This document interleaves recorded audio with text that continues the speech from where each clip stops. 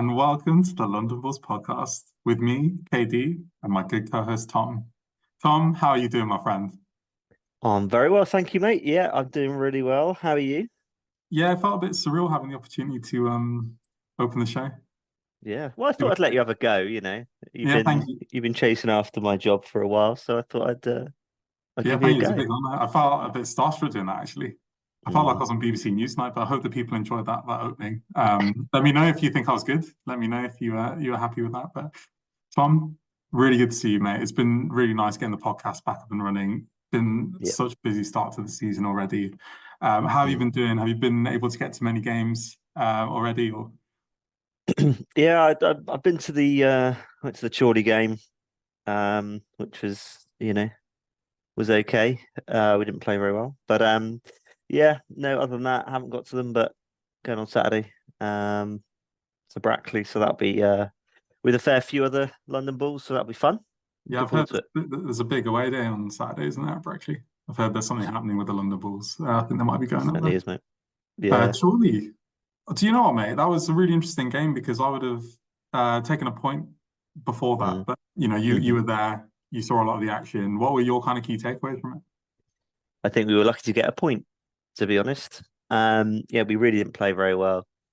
I think there were a couple of players that did stand out, that did play better than the rest of the team.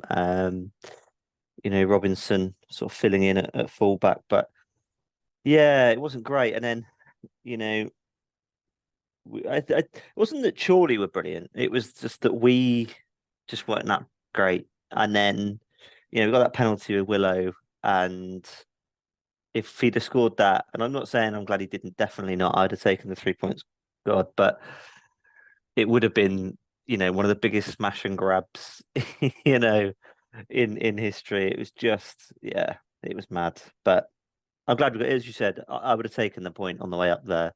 So I'm glad we got it. What was your take? It was nice to see Akeem Rose. He had Hmm. an excellent start. What did you make of the goal? Yeah, I think it was well worked. I think the team played well, and I think good little bit of passing to get there, and then ball across, and someone sticking it in, and that's probably something we haven't had enough of in the last couple of seasons. Really, is someone taking a chance. So yeah, I thought it was good, and fair play to him. And yeah, I hope he scores a lot more goals. Yeah, and as you said, that gutting penalty miss by Willow. If only put it away, but we're still unbeaten. Unbelievable start to the season. 5 games in, Mm. undefeated in five. And then, what was your take on Peterborough Sports? I was really underwhelmed with that performance. We had a Mm. fantastic win at Southport, and then, we've had the kind of couple of home games where we dropped points. And Peterborough Mm. just seemed to be a bit of a bogey side at home over the last couple of seasons. So, we saw Caddis said it was the angriest he's ever been. Did you feel as Mm. angry as Mr. Caddis?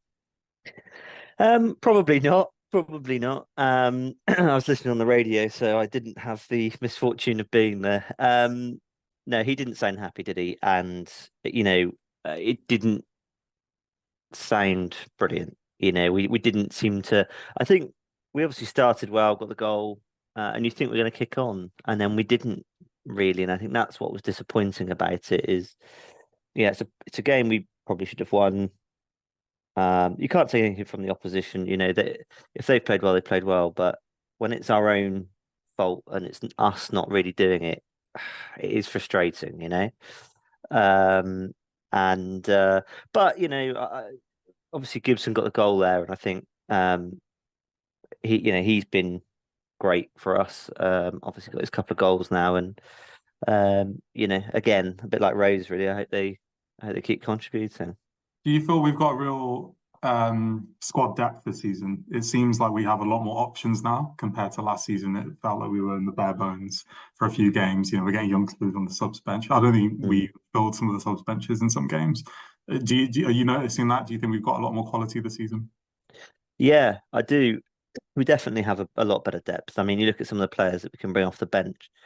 I mean, the fact that Willow's not starting or not needing to start, I think, yeah, okay, he's a bit older, but the fact that that's not having to happen, I think, is a good thing, because then you can bring him on and score goals, or you can start him and one of the other lads can come on and make an impact.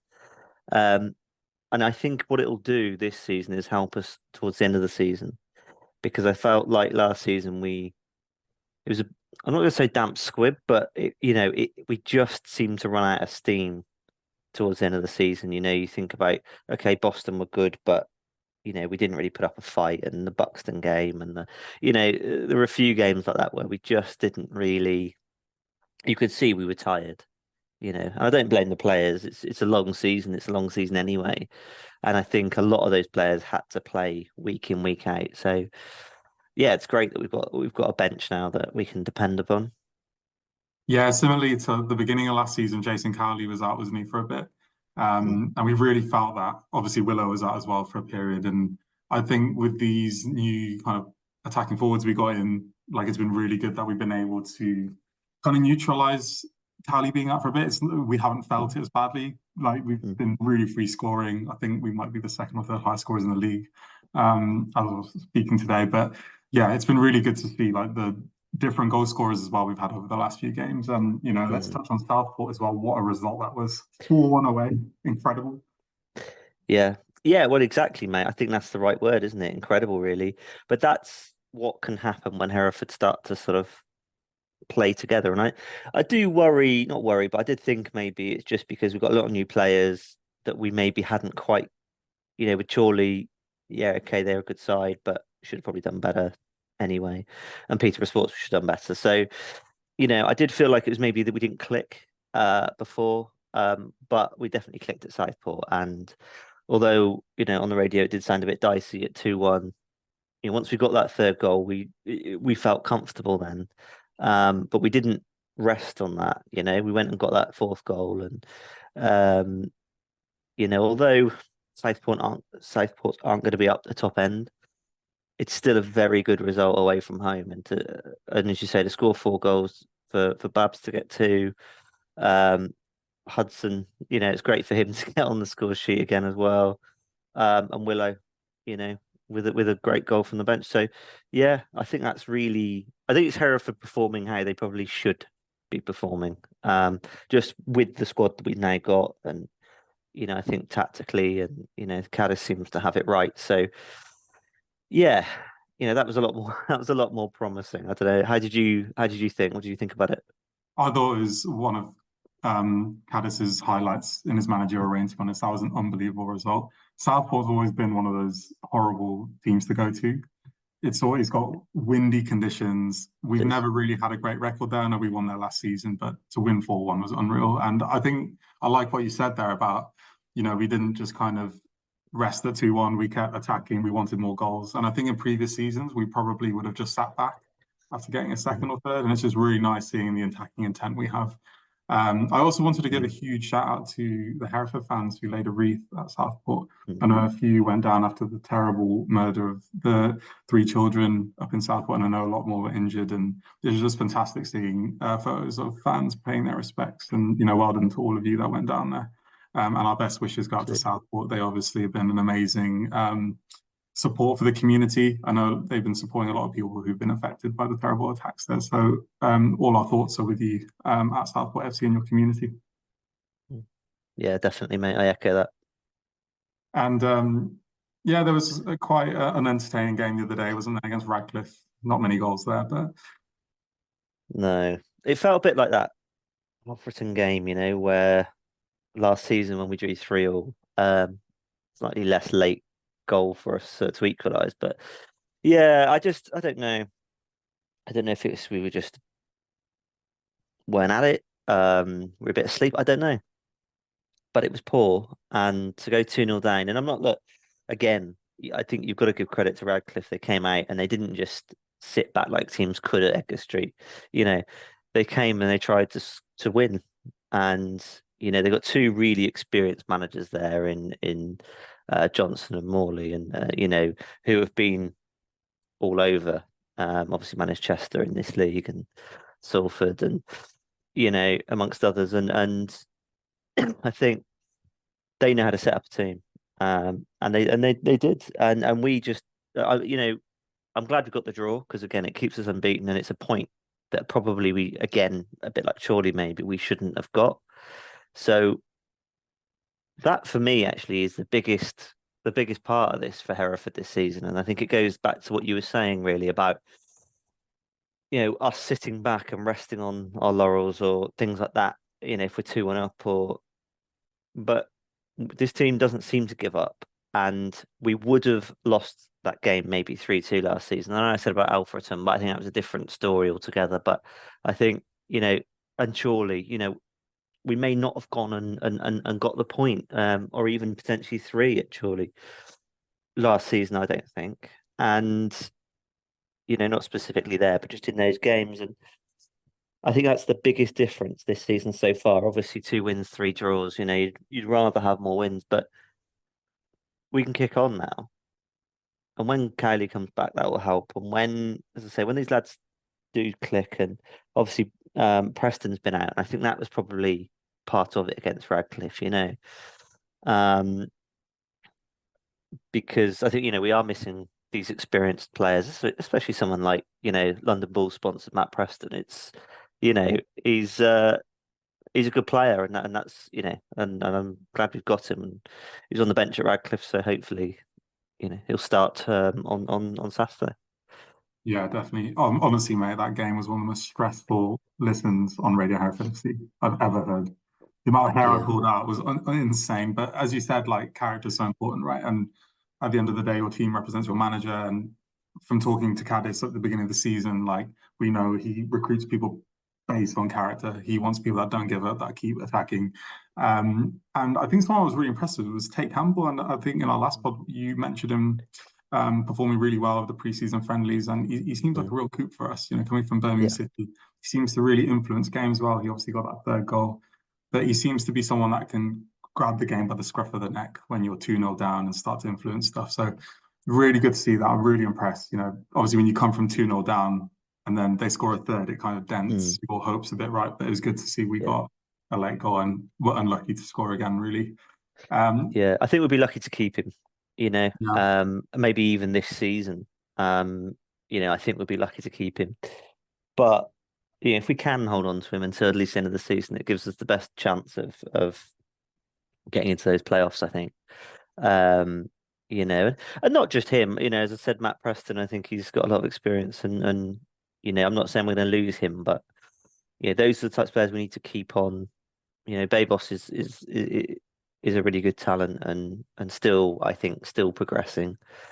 So Gibson scored goals. Rose is starting to get into it. So we've got some really good players, mate. It's exciting. Mate, Tate's going to take us all the way. Unbeaten National League North season. You've heard it here first. National League North Invincibles. And speaking of that London Bulls meetup, Brackley always a tough place to go. Really good facilities there. What are you thinking? Do you think we can get all 3 points? It'll be tough, mate. I think you just said really we do struggle there. And yeah, I mean last season obviously Cadiz was in the was that there where he was in the crowd because he couldn't be on the touchline. So yeah, no such luck this time. He's going to be on the line. So you never know. It could be it's a big difference that having the manager there and but it's going to be a tough game. But we've got probably a better side this season. So I think if I had to sort of predict it, I'd say we're going to draw. I think it'd be a draw. Okay. I reckon So we're going to nick 1-0, mate. A 1-0 good. win. Take Campbell last minute. Last minute take out. Oh, overhead kick. Yeah. Oh Outside wow. the box as well. Oh well, then It's going I to think it'd be happen, a mate. Matt Preston header. Oh, how nice would that be? That would be unbelievable, that. And yeah, also big up to all the fans that donated to help us support Matt Preston's sponsorship. Absolutely unbelievable. We've been able to sponsor him this season because of all your support. And it was just amazing seeing the reaction to that. Loads of people wanted to chip in. And it's just been unbelievable. We're able to, raise enough funds within a couple of days, which has been brilliant. And hopefully we can continue to build on that. And, we will see if Matt Preston can get us that winner on Saturday, fingers crossed. For anyone that would like to come on Saturday, we are getting the 10:20 train from Paddington up to Bicester Village, and you're more than welcome to join us for a drink in the Crown Hotel.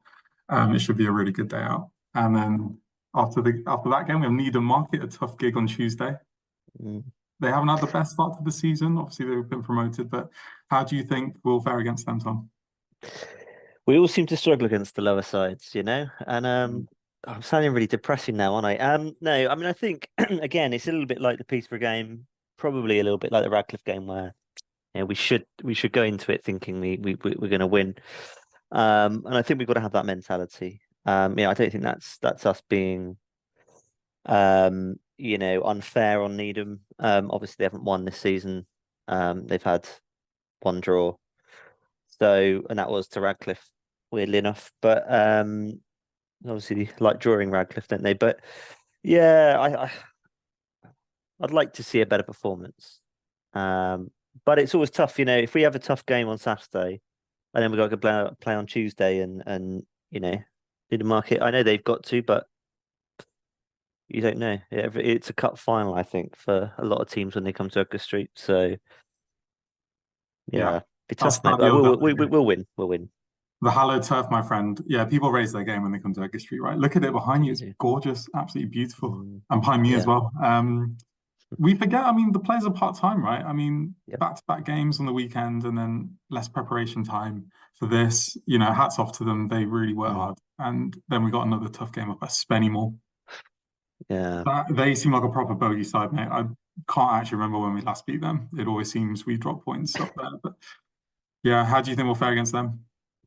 Yeah, I think you're right. I think it'll be a tough game. They drew with Brackley on Monday. And so, they're going to be a difficult side. And I think away, it is going to be hard. But a little bit of me thinks, well, we can get a bit of momentum at Brackley and against Needham. Who knows, confidence and maybe we've solved a few things and without any injuries as well, which is going to be the main part of this. We've got to go there thinking, we've got a chance. They've won 2, drawn 1, so I think they're just as likely to have a good result against us as we are against them. So I'd take a point because I think it'd be a difficult game, but let's win, eh? Nice, mate. I'm going for a 2-1 win. I think we're going to break the duck there, mate. I think it's going to happen. And for anyone that can't make that, National League TV are streaming it. I know they've been a bit dodgy with their schedule and they've not been selecting many Hereford games, but we know that is on National League TV. So if you can't make it, you can buy a pass to watch that. I also didn't give my prediction for the Mark and Needham game. I think we're going to win 2-0. I'll be scared if we don't win because Cadus will be even angrier than the Peterborough Sports game. And I don't know how angry you can be after that.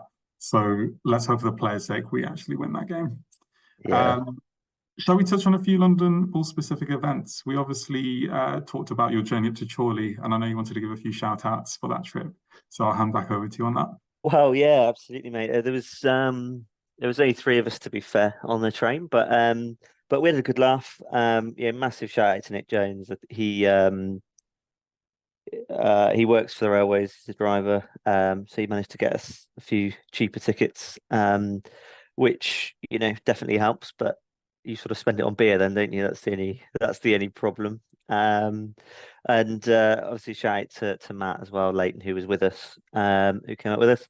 Some great pub suggestions from Nick and from our own Alan on the committee. So yeah, we definitely tried a few of those out. Few different beers and we had a good time. Nice. And hopefully we do some more away events this season up in the northwest or northeast. And we also have an amazing opportunity to bring the London Bulls together for our game against Marine on the 9th of November at home. So we're going to do matchday hospitality that day. So you're more than welcome to join us. If you would like to come down to Edgar Street and join the London Bulls there, just let us know and we can add you to our table. And did you want to just do an update around our plans for the season in terms of the podcast when we hope to release some of the episodes? Yeah, I think just to reiterate, I think I mentioned it last time, but we're going to try and do this fortnightly. So please do watch out for that and tune in. We're still trying to work on some guests. I think we're it's just dates more than anything else. We've got a few people who are prepared to come on, but we're just trying to sort out the dates because some of these guys are working now. They've got families. They're very busy. So yeah, you know, watch this space, but it is very exciting. Hopefully, Maybe this could be the year we fly out and see Sergio McDonald, That'd be a nice trip yeah, to the yeah. Netherlands. Get him, my dream podcast guest. Have a London Balls away day, yeah.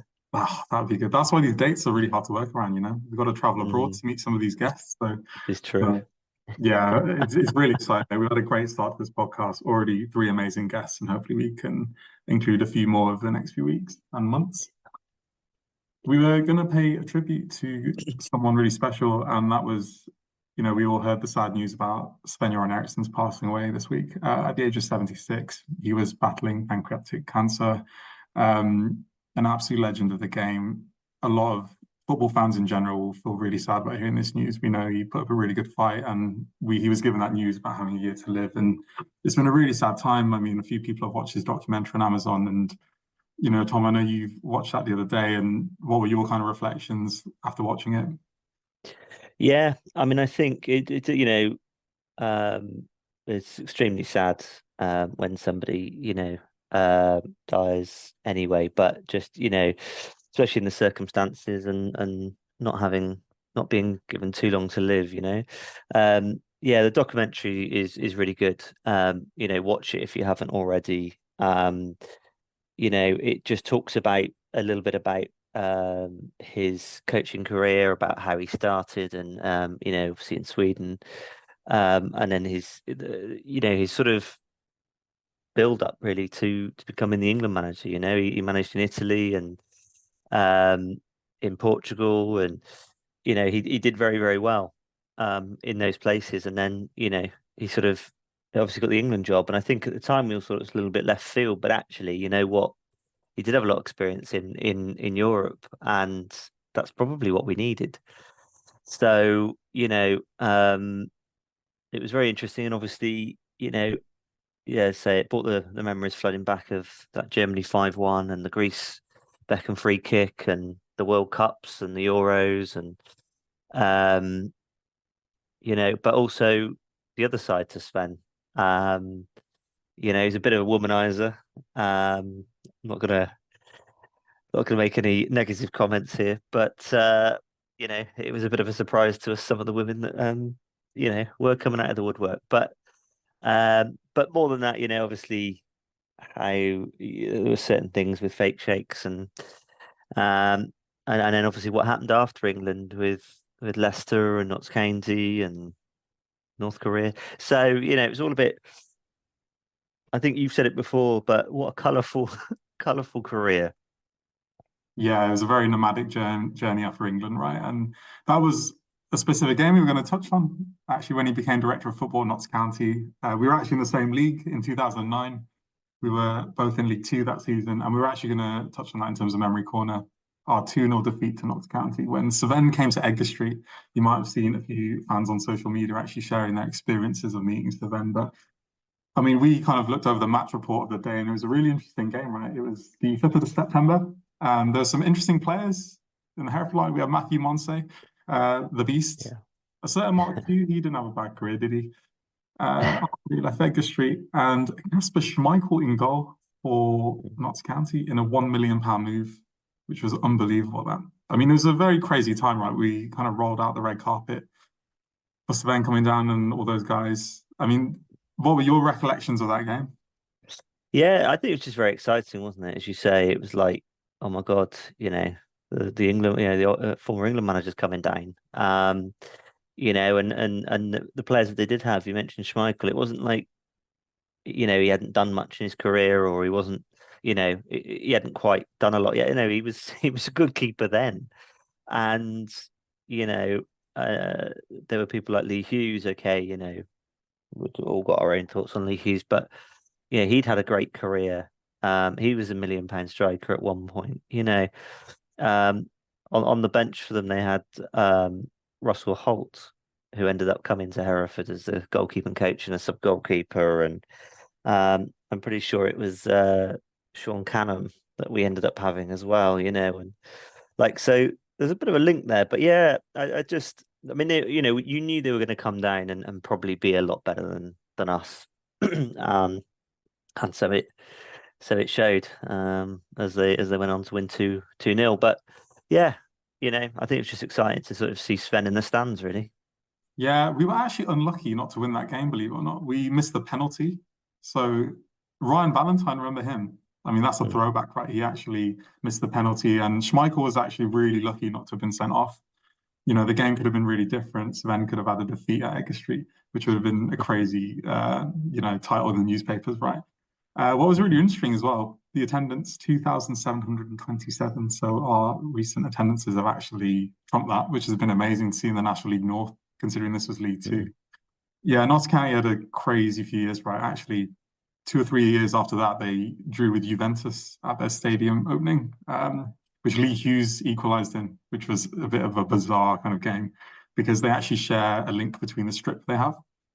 So yeah, really interesting game that.